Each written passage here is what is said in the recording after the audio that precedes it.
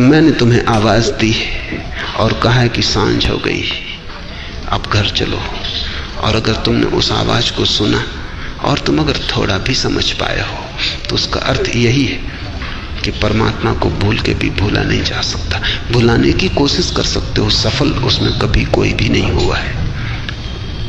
परमात्मा को भुलाने की कोशिश असफल ही होती है, वो सफल हो ही नहीं सकती। सफलता संभव ही नहीं है। हाँ, देर हो सकती है, लेकिन एक न एक दिन सांझ होगी, सूरज डूबेगा, तुम्हें आवाज सुनाई पड़ेगी।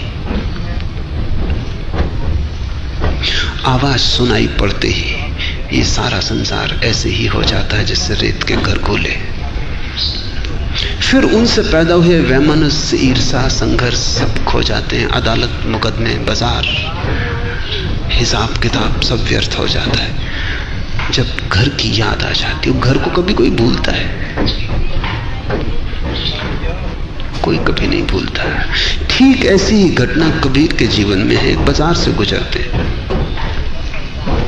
एक बच्चा अपनी माँ के साथ बाजार आया है। माँ तो साग सब्जी खरीदने में लग गई है और बच्चा एक बिल्ली के साथ खेलने में लग गया है। वो बिल्ली के साथ खेलने में इतना तल्लीन हो गया कि भूल ही गया कि बाजार में है, भूल ही गया कि माँ का साथ छूट गया है, भूल ही गया कि माँ कहाँ गई।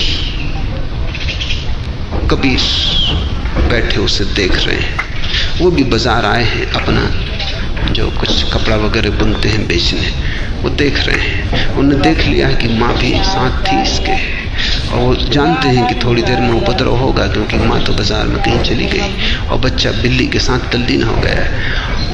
अचानक बिल्ली ने छलांग लगाई, वो एक घर में भाग गई। बच्चे को होश आया, उसने चारों तरफ देखा और जोर से आवाज दी माँ को। चीख निकल गई। 2 घंटे तक खेलता रहा। तब माँ की बिल्कुल याद ना थी। क्या तुम कहोगे?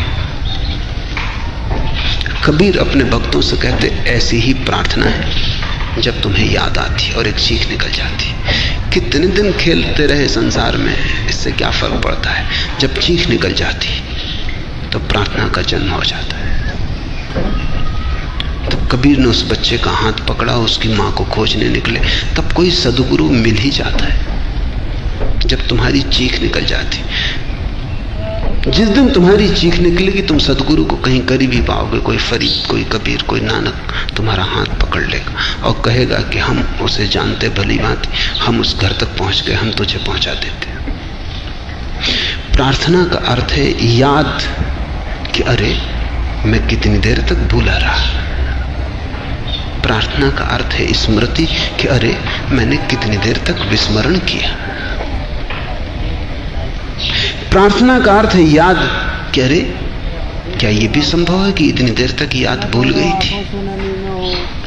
तब एक चीख निकल जाती, तब आंख आंसुओं से भर जाती है, हृदय एक नई अभिप्सा से। तब सारा संसार पड़ा रह जाता, रेत के घर खुले। फिर तो तब तक माँ न मिल जाए तब तक चैन नहीं। इसलिए तो फरीद कहते हैं कि बड़ा विरह, बड़े रो रहे हैं,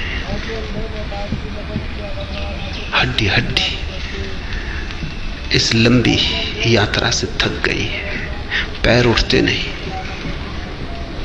सब सपने धूल धूसरित हो गए। अब बस एक तेरी आस है, सच्चे एक तेरी आस। यही प्रार्थना है। इस प्रार्थना के पीछे ही छिपा परमात्मा है।